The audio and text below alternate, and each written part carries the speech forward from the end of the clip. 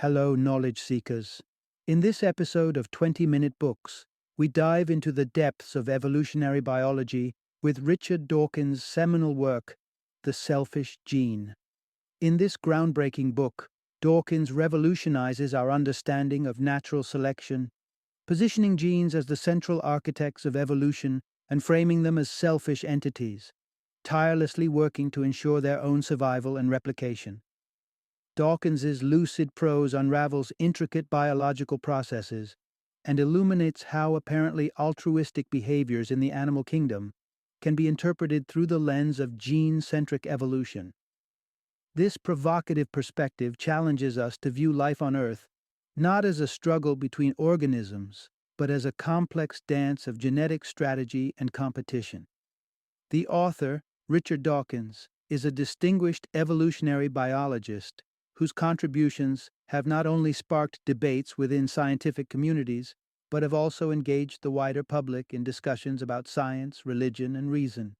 His other acclaimed works, including The Blind Watchmaker and The Extended Phenotype, further explore and defend the tenets of evolution by natural selection. The Selfish Gene is a must-listen for anyone curious about the mechanisms that drive the diversity of life, whether you're a biology student, a science enthusiast, or simply seeking a deeper understanding of your place in the vast tapestry of the universe.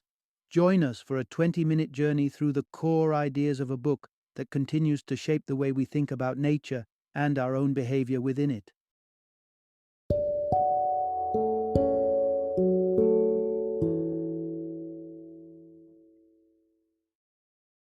The Selfish Gene, a landmark work in the field of biology and evolution.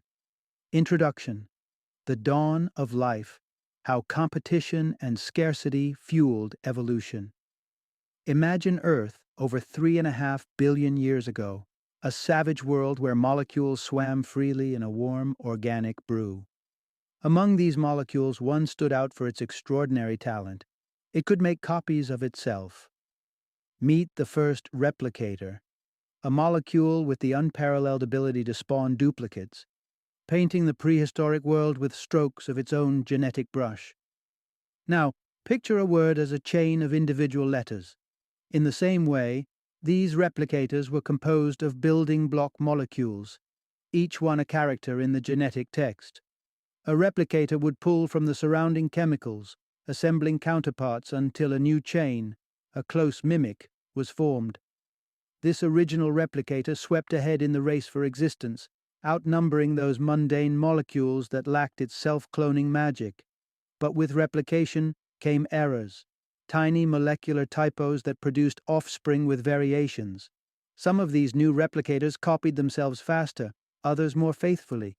It was a molecular battle royale, and the replicators with the most advantageous quirks reigned supreme. With the broth of building blocks getting scarcer by the moment, it's like the replicators faced a game of musical chairs. Each adaptation, each mistake in copying, made some rise above their kin, while others were left without a seat as the music stopped. Evolution, it was sparked there, from these humble beginnings, in a world where skills differed and the stakes were sky-high with resources dwindling. This grand spectacle saw rudimentary replicators morph into mighty substances, ones that could break their competitors apart, recycling them into pieces for new replication. This was the birth of nature's first hunters. The dance of DNA continued, with improvements compounding upon improvements. Over unfathomable stretches of time, from a soup seeded with serendipity, life burgeoned into the rich tapestry we witness today. It's a narrative that can be reduced to a simple recipe: diversity in capability and scarcity in supply. These are the flames that forge the engine of evolution, an unending cycle of creation reshaped by competition and the ever-present countdown of supply and demand. Part 1. Genes, the enduring architects of evolution. Picture evolution as a game of survival. The fittest, the canniest, and the most adaptable persist, while others fade into oblivion. Yet it's not the creatures themselves holding the cards. It's something far smaller, yet infinitely more enduring. Genes. Forget the notion that evolution is all about the individual creatures vying for dominance. In reality, it's genes, those snippets of DNA chain linking through time, that are the true players in this game. They pass traits from one generation to the next, acting as both the script and the playwright, dictating the diverse characteristics of all living beings. Take the striking blue of some humans' eyes. That mesmerizing hue isn't singular to any one person, but shared, its essence carried in the genetic sequence nestled within countless individuals. Unlike organisms, which are one and done, genes have the uncanny ability to duplicate themselves across numerous hosts, spreading their influence far and wide. Sexual reproduction shuffles the genetic deck each generation, creating a unique cocktail of characteristics, a blend of two sets of DNA into a single novel organism. But genes? They transcend this mixing and matching. They remain constant amid a sea of biological change, continuing their existence across the eons. This remarkable resilience grants genes a sort of immortality, a legacy written in life's molecular language that outlasts any one organism's brief journey. While creatures great and small live and die, their genetic code carries on, sailing through time, delivering instructions to successive generations like an endless baton in a relentless relay. Genes are, thus, the central unit in the evolutionary cycle. Because they're capable of existing in countless copies, carving their echoes into the physical forms of diverse species, they attain a longevity none of their individual carriers can hope to match. It's this unique potential for near-eternal life that places genes at the evolutionary helm, steering the course of life's complexity through the waters of time. Part 2. At the heart of evolution, genes play a ruthless game. In the grand theater of evolution, genes are often portrayed not just as players, but as shrewd strategists, coldly maneuvering to ensure their own perpetuation. This isn't to suggest that genes have desires or drives, they're simply strings of DNA after all. But their inherent tendency to act in a way that increases their own likelihood of survival often comes at a cost to their competitors. They're not malicious, they're molecular, yet their modus operandi can only be described as selfish when viewed through the lens of survival. Imagine a bustling gene hotel where each room is a slot on a chromosome, a long DNA molecule packaged within a cell. Human cells, for example, boast 23 floors of this hotel, each floor a pair of matching chromosomes housing genes in designated rooms. But here's the catch. While the hotel blueprint ensures that each room exists as a pair, the guests, or alleles, different versions of the same gene, might be as diverse as jam-packed tourists and solitary monks. One room might house the allele for blue eyes, while its counterpart across the hall hosts the allele for brown. In this chromosomal concourse, alleles vie for the prime real estate spot. If one allele manages to spread itself more widely across the population, increasing its chances of being passed on, it succeeded in the genetic power play. But this success isn't without consequence. For every allele that stakes a claim, others are edged out. It's a silent scrap for supremacy, where only one version can occupy that coveted locus at any given time. The conclusion is stark and simple. Genes, by their very nature, embody selfishness, not through intent, but consequence. As they jostle for genetic dominance, they inevitably sideline other variants, playing a game of molecular king of the hill, where the prize is continuation, and the cost is borne by those who tumble down the ladder of heredity. This relentless drive for proliferation defines their role as the masterful architects of life's diverse forms, all while ensuring that their own sequence of nucleotides marches on. Part 3. The Blueprint of Life: How Genetic Code Shapes Survival.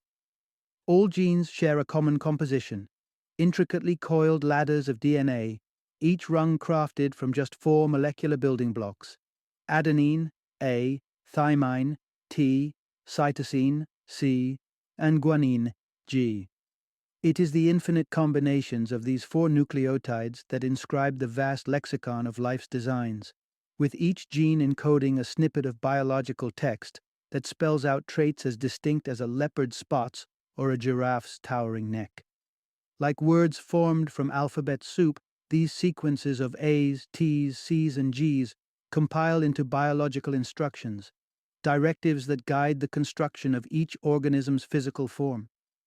When a gene's sequence codes for advantageous traits, such as the longer limbs of an antelope, it doesn't just alter appearance, it becomes a deciding factor in the game of survival. The swift-legged antelope, outrunning its predators, earns another day under the sun and the chance to pass its genes along to the next generation. This physical embodiment, the gene's handiwork on the organism, is what we call the phenotype. But the influence of a gene's code doesn't stop at the organism that carries it. Consider the crafty virus, wielding genetic instructions that turn its host into a vessel for propagation. Its genes may not possess their own bodily form, yet they dictate actions within another's body, such as inducing sneezing, which broadcasts the invader far and wide. This is the gene's silent siren call, ensuring its spread and, ultimately, its survival. In every case, it is the phenotype, that tangible manifestation in the environment, which seals a gene's fate. It's the expression of the genetic code, not the code itself, that is put to the ultimate test, whether it can carve a niche in the ever-changing tableau of life, a testament to the power of genetic craftsmanship in sculpting the ever-evolving natural world. Part 4. The delicate dance of genes and their environments. Like a couturier's fabric finding purpose only when matched with the right design, a gene finds success largely contingent on the environment it inhabits. Not merely the physical surroundings, like the stark contrast between a tiger's lush jungle and a polar bear's barren Arctic, where a gene for camouflage may find favor in one setting and failure in the other, but also the genetic landscape it's a part of. Genes do not exist in isolation. They are players in a rich ecosystem of genetic information, a pool shared among species through the intricate web of life. Within this pool swim diverse alleles, each a unique variant of a gene, contributing to the collective cache of traits. This gene pool comprises both the specialist genes that give rise to the unique attributes of species, such as the gear for flight or the makings of a carnivore's maw, and the universal genes that knit the common fabric of life. But the triumph of a gene cannot be assessed in a vacuum.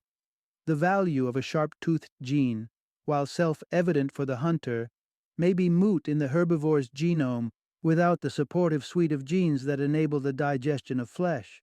Alone, it would be like a solitary thread, vibrant but futile, in the absence of the tapestry that gives it meaning. Sexual reproduction further complicates the genetic tapestry, remixing this genetic material in each offspring.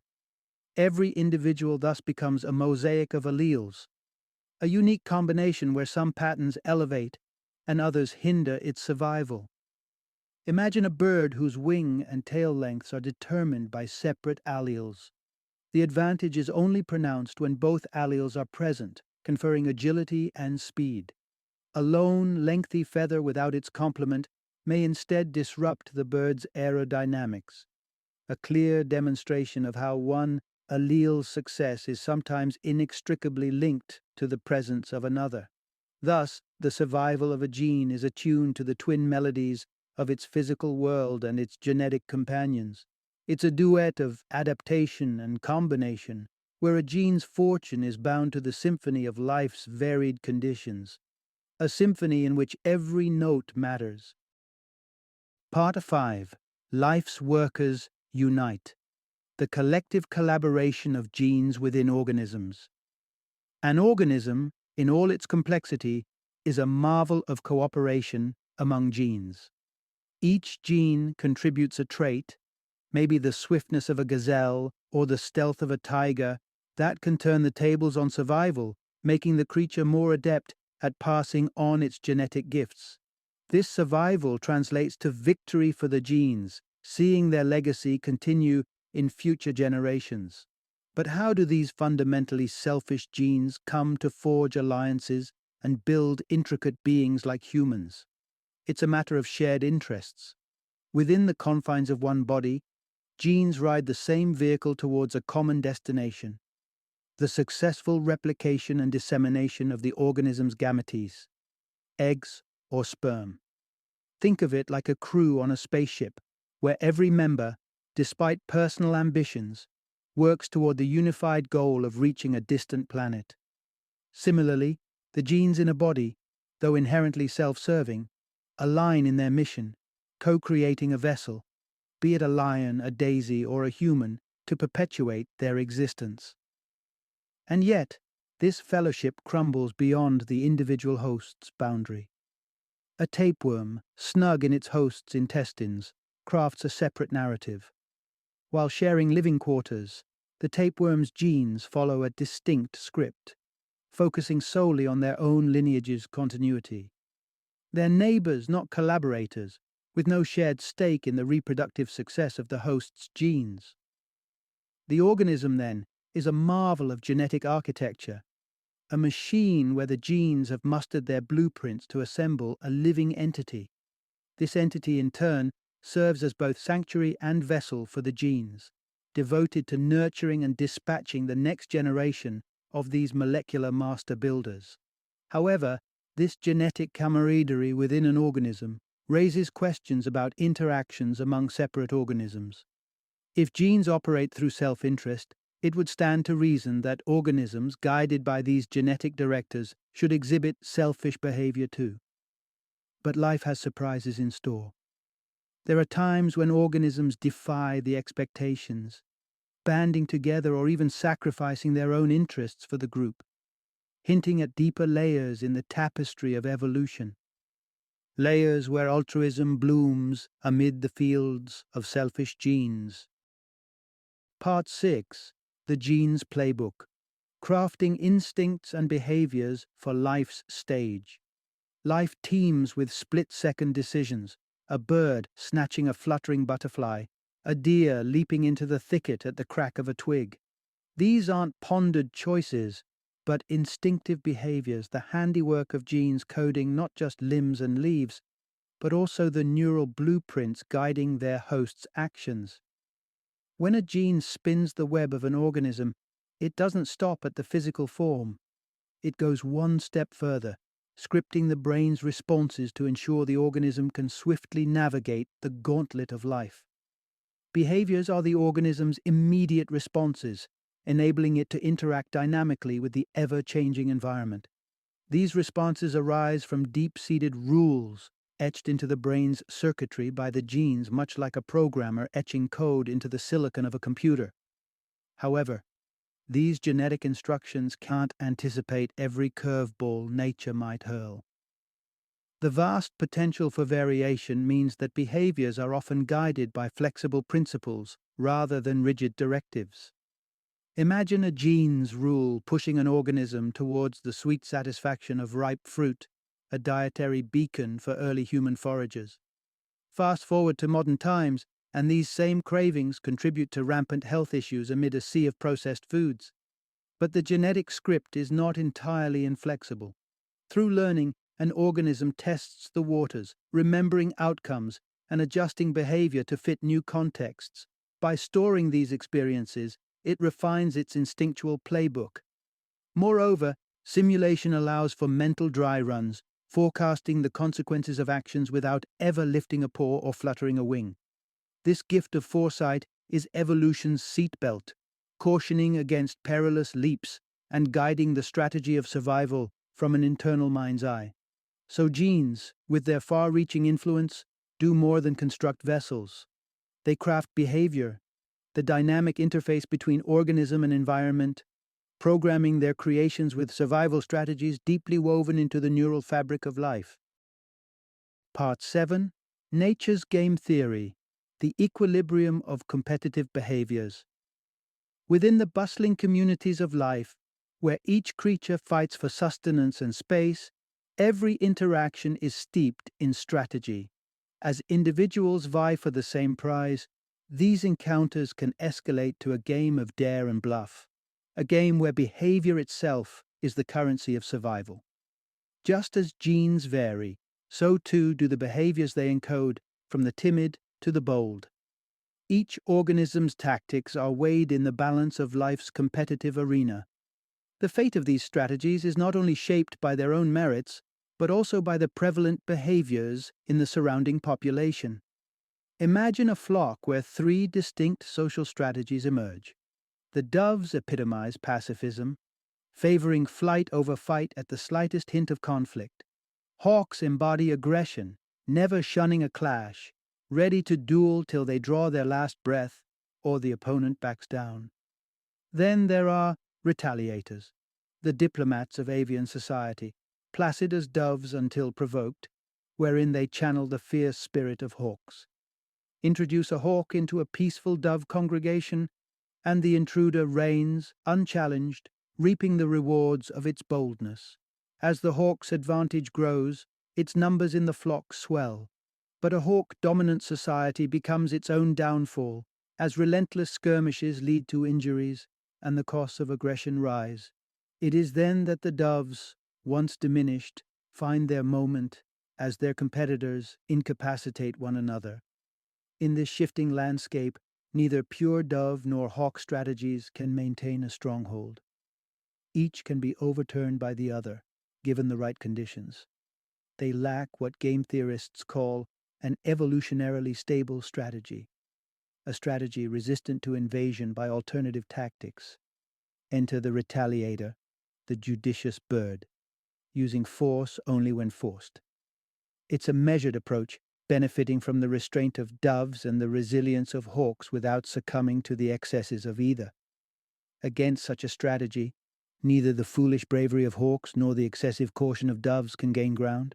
In the presence of retaliators, both aggressors and cowards find their strategies lacking.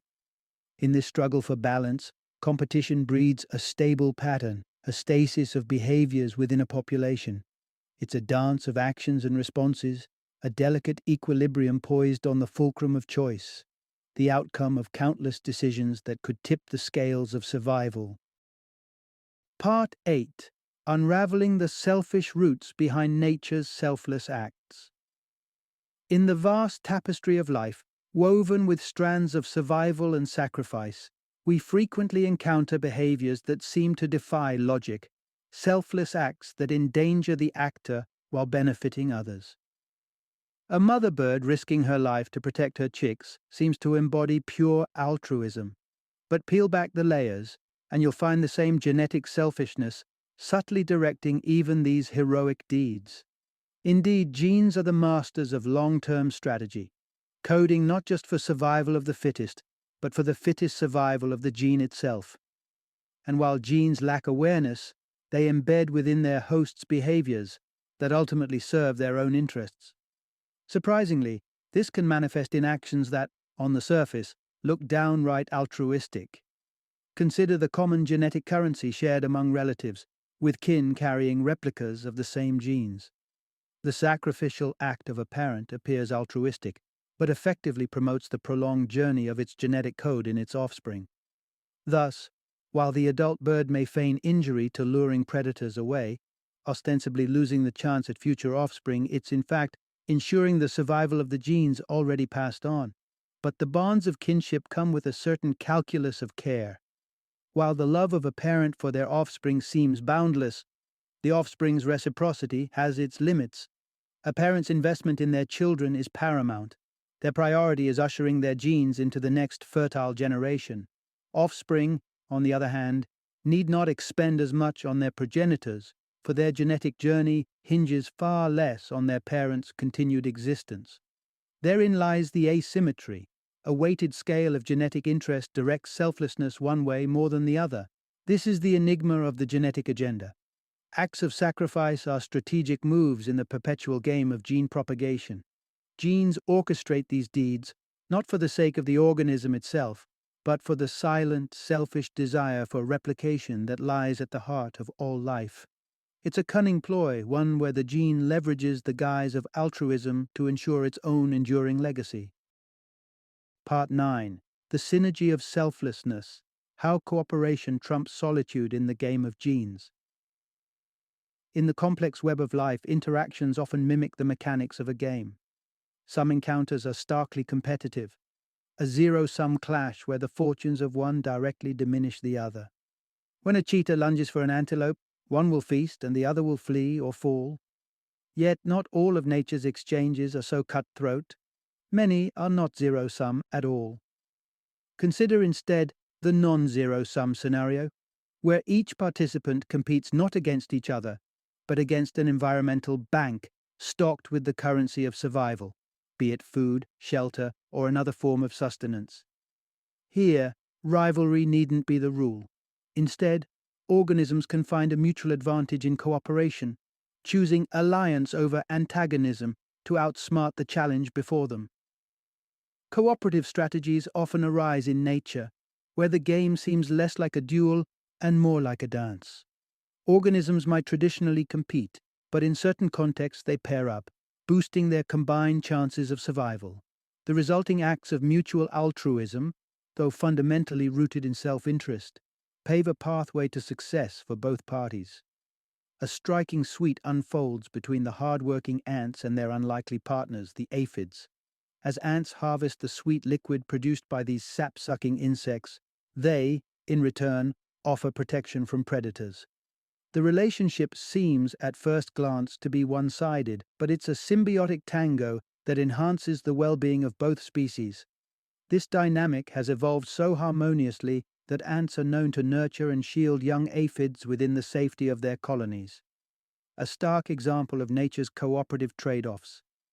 In a world where solo survival bears heavy risks, such mutually altruistic behaviors shine as evolutionary triumphs. Through a prism of strategic self-interest, pairs or groups of organisms have cracked the code. Sometimes, it's the acts of apparent selflessness that open the vaults of the environmental bank, yielding a bounty that far outweighs what could be grasped alone. It's a sophisticated iteration of the genetic game, one where benevolence becomes just another move in the quest for genetic dominance. Part 10. Cultural Evolution: How Memes Shape the Human Story. In the panorama of human existence, there's one feature that clearly sets us apart from the rest of the natural world: the rich tapestry of culture. Woven from strands as diverse as language, cuisine, fashion, rituals, and art, culture extends beyond the instinctive and survives not just to cater to our biological needs, but to fulfill something deeper. While our social structures and behaviors might echo the genetic dance of mutual altruism, they alone cannot unveil the sheer kaleidoscope of human cultural expression. Here, we find an evolutionary narrative playing out not in our DNA, but in the realm of ideas and traditions, a realm where the fundamental unit is not the gene, but the meme. A meme is a fragment of culture that has the capacity to endure, to be replicated, and to spread across minds and societies. It could be a catchy melody, a persuasive philosophical argument, or even a viral video that transcends borders and languages. Each meme competes for the valuable real estate of human attention, striving for memory and replication through our systems of communication and connection. As memes vie for dominance or coexistence, they can conglomerate into complex structures not unlike organisms themselves. Consider religions, with their intricate web of doctrines, symbols, and customs, all clustered around foundational memes that capture the essence of faith and divinity. This cultural lens even brings into focus seemingly counterintuitive human behaviors, such as celibacy, that stand at odds with our biological imperatives. Within the ecosystem of culture, driven by its own evolutionary pressures, such memes can thrive independently of genetic proclivities, carving out their niche in the mindscape of human societies. Memes, much like genes, are endlessly molded by their environment, and today's digital landscape proves fertile ground for an astonishing array of these cultural replicators. The internet has emerged as an evolutionary hotbed, where even a simple clip of a dancing cat can achieve a ubiquity and persistence that biologists could only marvel at. In the grand chronicle of life, the story of culture unfolds parallel to that of biology. guided by the selective forces acting upon its memes.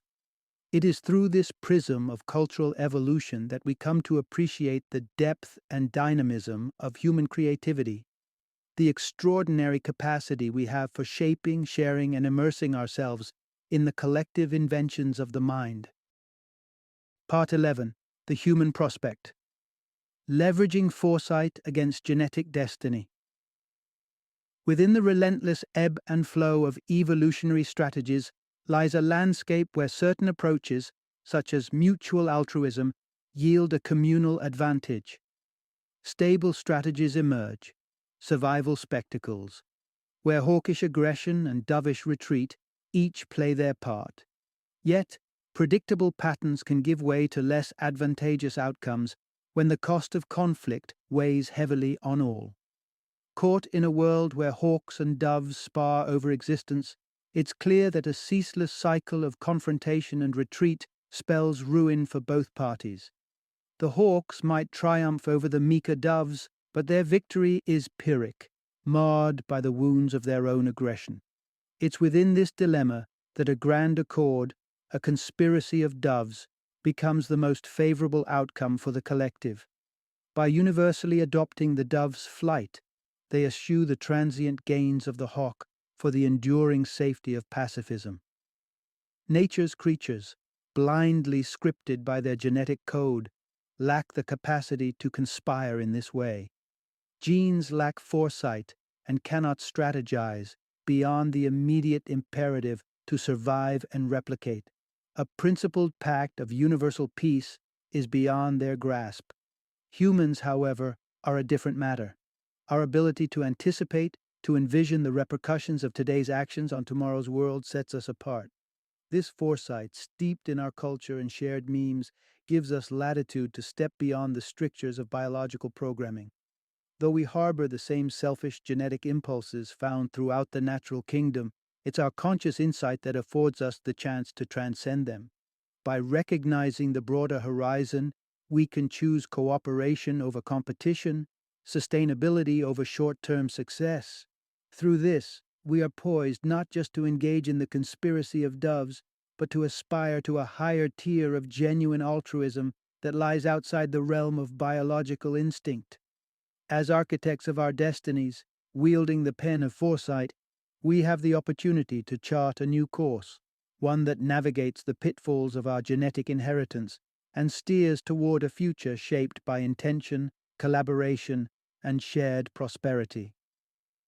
It is in this potential for conscious defiance of our genetic imperatives that rests the true essence of humanity's evolutionary journey. Final summary. At the heart of this narrative is an elegant yet formidable truth. Evolution is a saga written in the language of genes, selfish entities engaged in an unrelenting quest for their own propagation. With every beat of wings, every sprint across the savannah, every chameleon's shifting colors, we glimpse the genetic imperative manifest as a diverse pageant of life. Through the lens of this book, we have unraveled the very processes shrouding evolution, revealing how the struggle for existence hinges not upon the organism, but upon the indomitable gene. This immortal unit, capable of replication, is the true protagonist in the theater of natural selection. But what does this drive for genetic continuance mean for the behaviors we observe in nature's denizens? We discover that organisms, while appearing as individual actors, are in fact elaborate vessels, collaborative endeavors orchestrated by the concert of genes within. Behavior, whether it's a bird's flight from danger or a mother's tender nurturance, is the strategic output of the gene's programming, all directed toward the singular goal of survival and replication. We've seen how behavioral patterns stabilize within populations, shaped by strategies that range from ruthless combat to sophisticated cooperation. In some cases, such cooperation can even transcend the immediate genetic benefit, fostering a mutualism that thrives beyond the sum of its parts. Applying this notion to the human dominion, we recognize the threads of evolutionary theory woven into the fabric of our own culture. Memes, bearers of cultural information, evolve and vie for dominance just as genes do, shaping the collective human experience. Our traditions, beliefs, and shared ideas are subject to the same relentless evolutionary pressures that mold the living world. Yet, as rational creatures, we possess a unique weapon: foresight. With this power, we can choose to defy the genetic imperatives of the past for a vision of the future more aligned with our shared well-being. The genes within us may be self-serving, but our humanity is defined by our ability to rise above this base programming toward a collective ideal, a conspiracy of doves, charting a cooperative course through the uncharted waters of cultural evolution.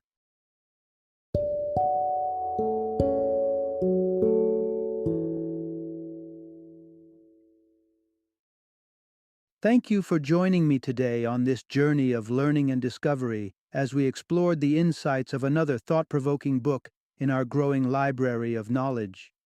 If you've enjoyed our time together, please take a moment to follow our podcast, give us a 5-star rating, and share 20-minute books with other knowledge seekers. Your support truly means a lot. Don't forget to join me again in the next episode, where we will delve into another enriching book. Until then, happy reading and happy listening.